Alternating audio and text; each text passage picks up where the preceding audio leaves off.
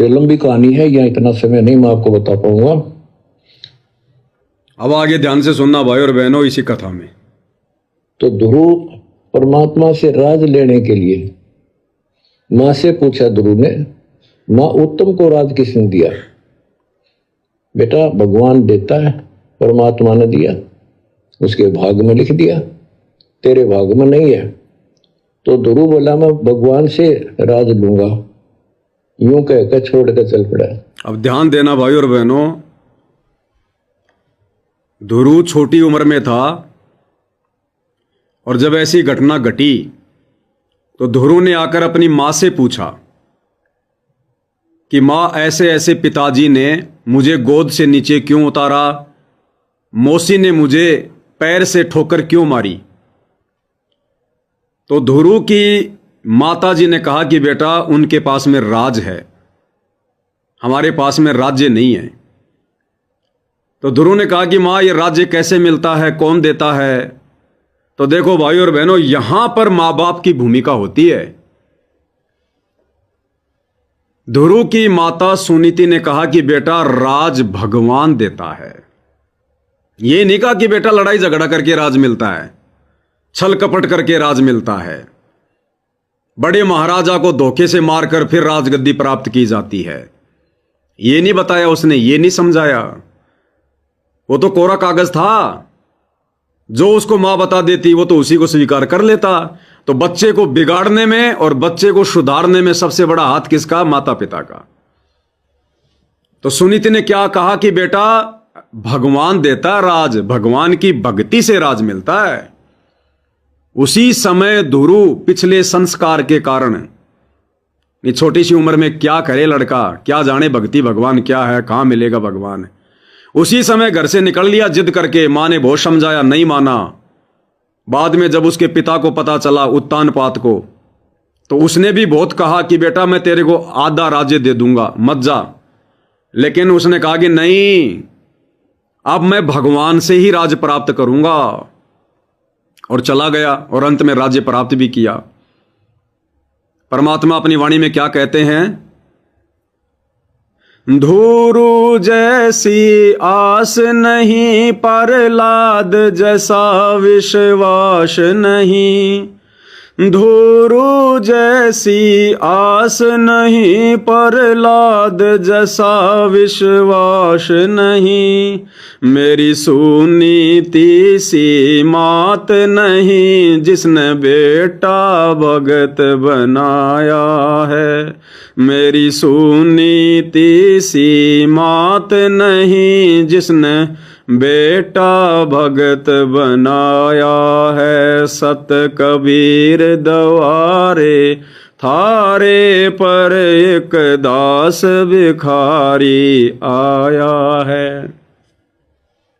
यानी भाई और बहनों विचार करो, ध्रुव को भगत किसने बनाया? उसकी मां ने बनाया, उसकी मां की शिक्षाओं ने बनाया। आज से पहले लोग भगवान की शरण में क्यों आए? मेरे ध्रुव जैसी आस नहीं और प्रहलाद जैसा विश्वास नहीं और सुनीति सी मात नहीं, जिसने बेटा भगत बनाया है। हे गुरुदेव, फिर भी आपने मुझ जैसे निकम्मे को इस कलयुग की बिचली पीढ़ी में, मोक्ष की प्राइम टाइम में कैसे अपनी शरण में ले लिया? मेरे अंदर तो इन महापुरुषों जैसा एक भी गुण नहीं है, अवगुण ही अवगुण भरे पड़े हैं। तो इस कलयुग की बिचली पीढ़ी में आप और हमें मनुष्य जन्म मिलना और सतगुरु की शरण मिलना, ये कोई मात्र संयोग नहीं है। ना जाने परमात्मा कहां कहां से काल के बंधन से छुड़वाकर, कौन कौन से ब्रह्मांड से, लोक से, पता नहीं कहां हम देवता बने बैठे थे, राजा बने बैठे थे। परमात्मा ने जबरदस्ती शरीर छुड़वा के इस मोक्ष के प्राइम टाइम में हमें यह मनुष्य शरीर दिया है। तो अब आप और हमारी क्या भूमिका होनी चाहिए? वाद विवाद की नहीं, बकवाद की नहीं। क्या अब भी हमारी बकवाद नहीं छूटेगी? क्या अब भी हम मोक्ष के लिए तैयार नहीं होंगे? क्या अब भी हम राग द्वेष ईर्ष्या में उलझे रहेंगे? तो ध्रुव को उसकी मां ने भगत बनाया। ठीक ही इसी प्रकार भाई और बहनों, अब जो आने वाला समय है, सतगुरु रामपाल जी परमेश्वर जी के हिसार जेल से बाहर आने के बाद का जो समय होगा, वो किसी को समझाने का समय नहीं होगा। अब गुरुदेव इतना संघर्ष, इतनी मेहनत नहीं करेंगे, एक एक चीज को खोल खोल के नहीं बताएंगे। हजारों सत्संग कर दिए, सारे प्रमाण डीवीडी में, मेमोरी कार्ड में कैद कर दिए। पिछले 10 वर्षों से सात संगति के माध्यम से जो भी कमियां थी परमात्मा ने सबका समाधान करवा दिया। अब गुरुदेव भगवान यदि उनके सामने कोई लंबे लंबे बाल वाला आएगा तो पहले की तरह उसके बाल पकड़ के नहीं लाएंगे, उसको कुछ नहीं कहेंगे। भक्ति करनी है तो कर, बकवाद करनी है तो बकवाद कर। तो अब भाई और बहनों जिम्मेदारी बनती है आप और हमारी। तो अब हमने किसी भी प्रकार की गलती का मौका या कुछ भी कहने का मौका पूज्य गुरुदेव भगवान को नहीं देना है। और जिन भाई बहनों के बच्चे हैं, जैसे दास देखता है संगत में बहुत सारे जो छोटे बच्चे हैं वो पैंट पहनते हैं, टी शर्ट पहनते हैं। कौन? जो लड़कियां हैं, जो फीमेल हैं, 8-10 साल की बच्चियां, 10-15 साल की बेटियां, वो लड़कों की तरह पैंट पहनती हैं, लड़कों की तरह शर्ट पहनती हैं, टी शर्ट पहनती हैं। तो गुरुदेव भगवान ने एक सत्संग में स्पष्ट कर रखा है कि ये जो समाज की व्यवस्था जो परमात्मा ने जो बनवा रखी है, अगर इस व्यवस्था के अनुसार चलोगे तो ठीक रहेगा, नहीं तो यहां का भी सिस्टम बिगड़ जाता है। औरतों को औरतों के कपड़े पहनने चाहिए, लड़कों को लड़कों वाले कपड़े ही पहनने चाहिए, अन्यथा यहां की व्यवस्था बिगड़ जाएगी। मन में पता नहीं क्या क्या गंदे विचार उत्पन्न होंगे। अब मान लीजिए किसी लड़के ने लड़की वाले कपड़े पहन रखे हैं, सलवार सूट पहन रखी है और आधा किलोमीटर दूर खड़ा है। अब कोई निकम्मी आत्मा उसको देखकर दूर से ही मन में दोष पैदा कर लेगा। उसको अकेला देखकर लड़की खड़ी है, पता नहीं क्या क्या विचार आएंगे मन में। और पास में जाके देखा तो पता चला ये तो भूरा दास है। तो कर्म तो फोड़ लिए हमने, ये भी पता चल गया कि ये लड़का है, लेकिन इतनी देर से उसके बारे में सोच सोच के उस पहनावे के कारण हमने तो कर्म फोड़ लिए। अभी दास किसी सेवा के चलते हरियाणा गया हुआ था, एक भगत भाई के घर पर 2 दिन रुका, वहां साथ संगति हुई मालिक की दया से। आसपास के कुछ भाई बहन भी आए हुए थे। तो वहां एक बहन आई और बहन के साथ में 3 उसकी लड़कियां, 1 उसका लड़का। तो 2 लड़की बहन की जो है वो तकरीबन 10 साल से ऊपर हैं, 10 से 15 के बीच में होंगी। और उन्होंने लड़कों जैसे कपड़े पहन रखे थे।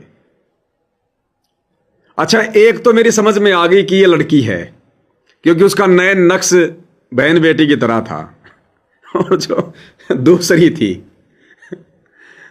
अब उसको देख के तो मैं भी कंफ्यूज हो गया। एक तो पहना हुआ लड़कों जैसा,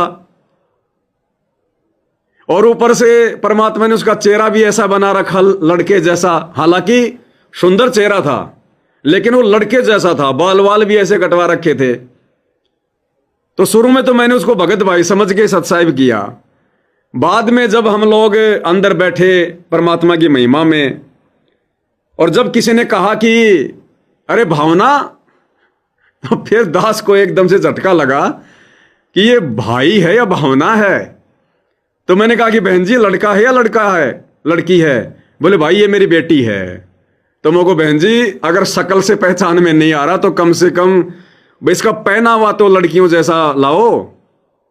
फिर दास ने काफी समझाया मालिक के ज्ञान आधार से, उन्होंने बात को स्वीकार किया।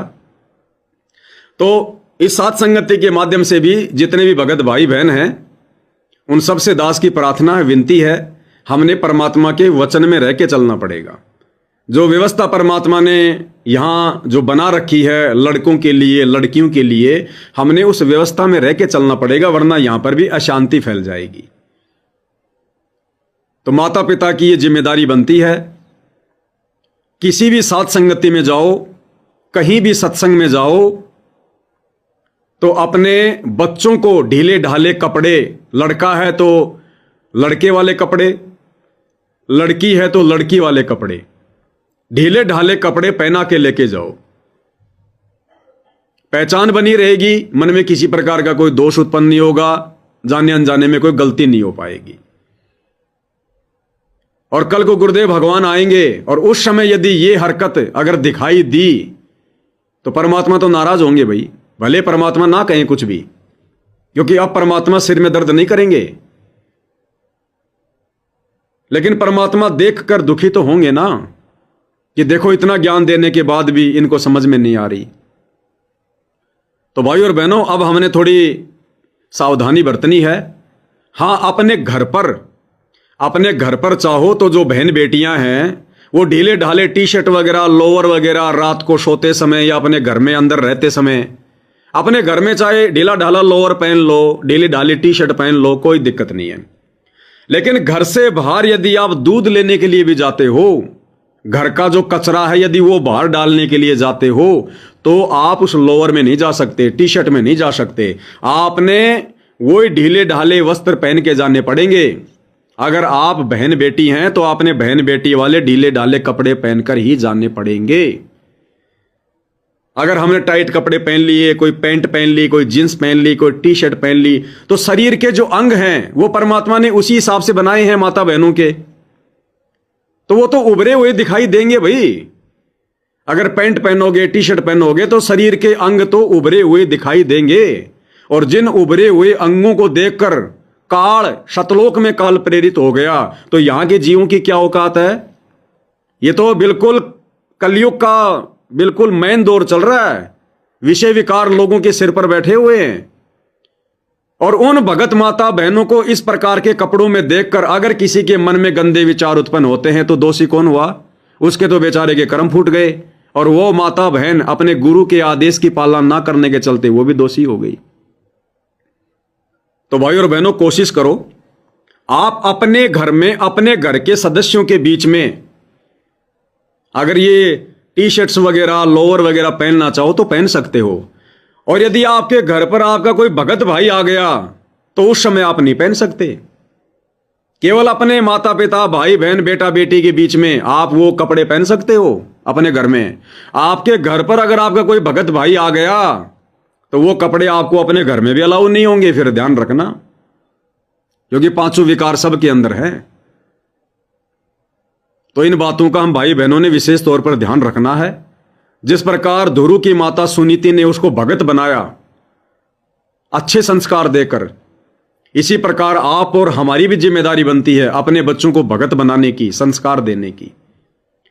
और यदि आज भी बच्चे आपकी बात नहीं मानेंगे तो बताओ फिर आगे चलकर क्या गारंटी है वो भक्ति करेंगे।